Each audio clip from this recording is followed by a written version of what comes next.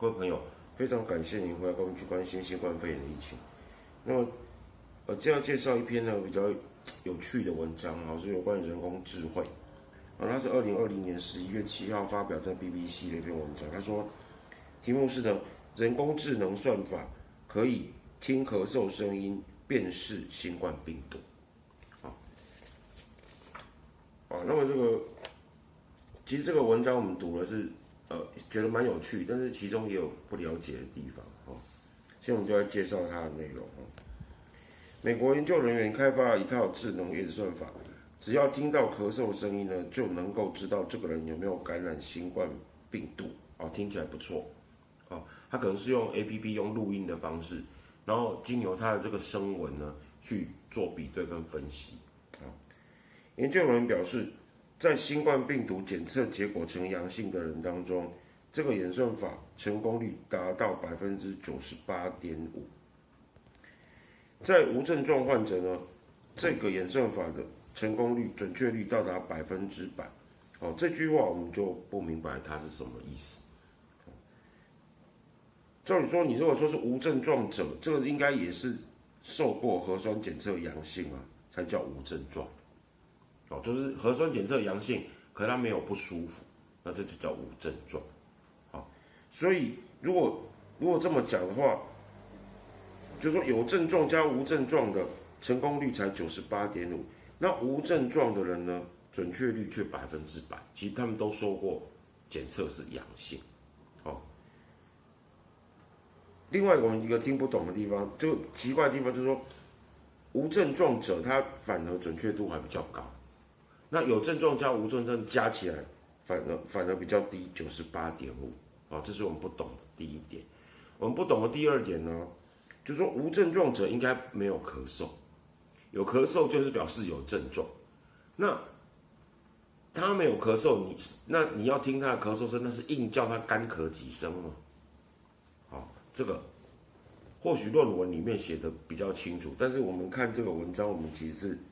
觉得有点迷惑了这个运用人工智能的演算法呢，是美国麻省理工学院 MIT 实验室所开发出来的。研究人员在电气电子工程学的 IEEE， 这是一个很有名的期刊，在电子工程 IEEE 这个是非常有名的一本期刊好的，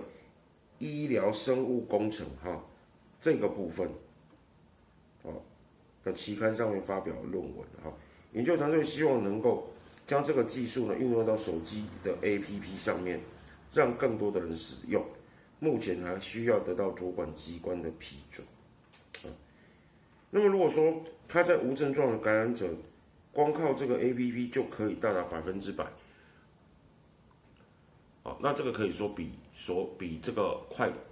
所有的快筛套件还要准，因为现在快筛的套件或是抗原法，其他伪阳性、伪阴性都蛮高的。如果用这种方法，这个准确度就可以到达100%，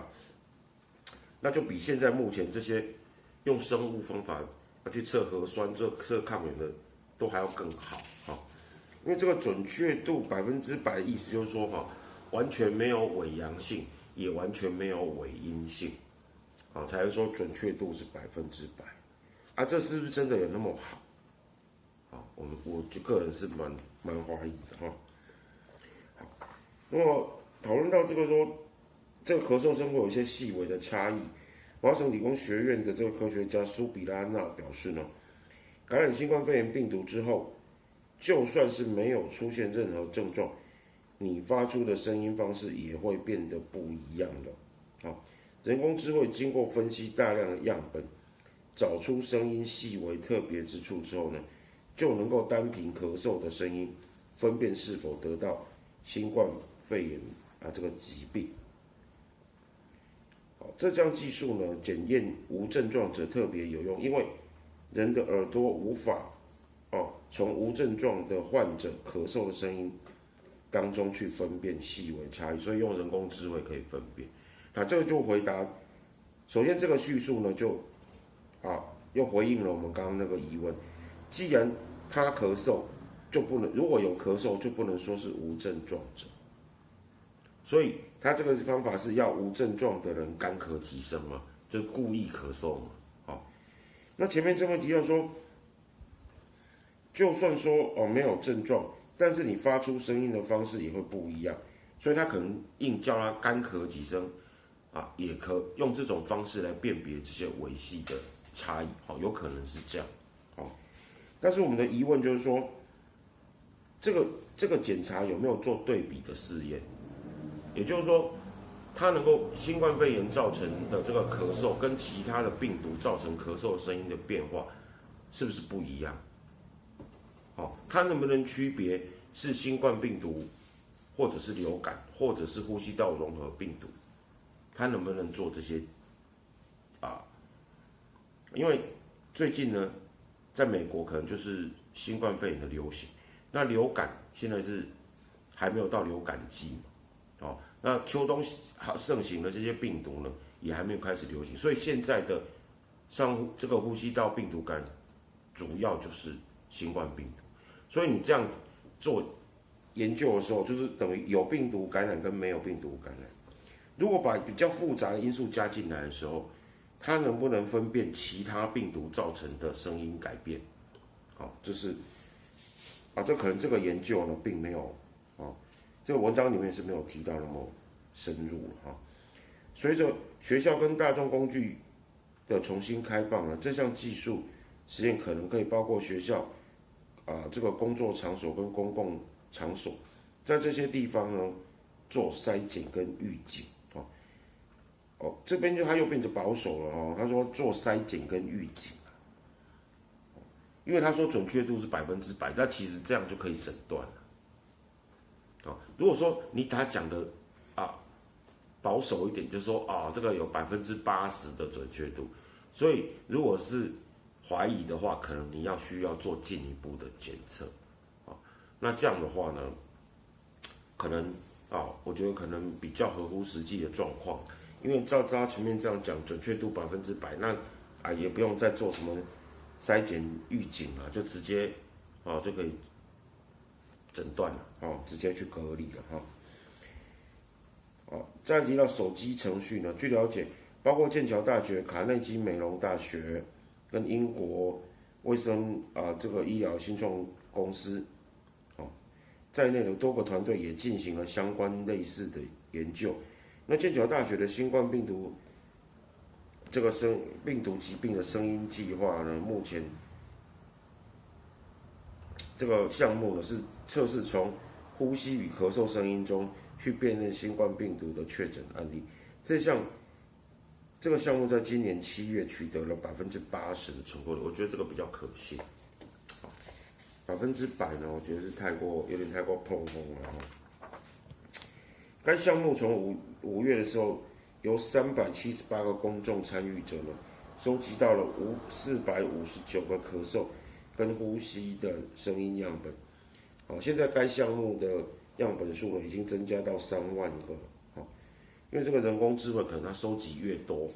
可能它学习就越准但是麻省理工学院实验室一共收集了高达7万多个样本，每个样本呢，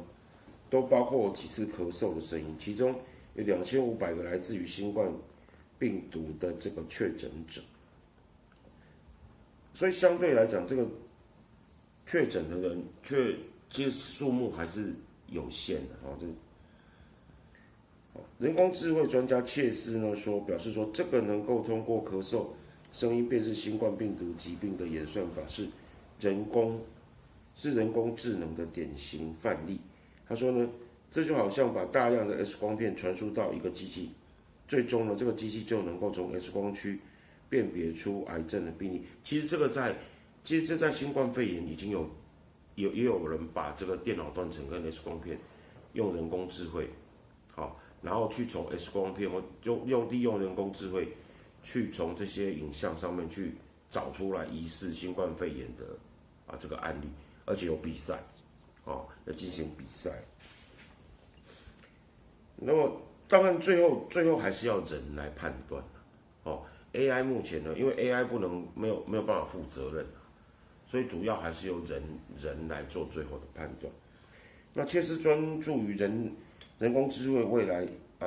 能够对未来人类跟社会带来的影响，他也曾经就人工智能所可能带来的冲击提出警告。但是这一次，切斯表示呢，这是运用人工智慧为我们帮忙的一个案例。从这一点，我看不出人工智能会有什么危险。好，这篇文章就到这边。但是呢，我们就想到一些伦理的问题就是说，你如果下载这个 APP， 那这个 APP 呢会收集你的声音，就像说，在这个新冠疫情的时候，也有很多所谓的追踪的软体，轨迹追踪的软体，它包括定位，那么它会告诉你说你附近曾经有出现过确诊，几点几分在什么地方，它会警示。也有人想要设计这样的东西，问题就是说，你有没有办法强迫每个人去下载这个 APP？ 你有没有这个法律权利？就算是学校的学生，学校有没有权利强迫每个学生都要下载 APP， 然后咳2声给他诊断？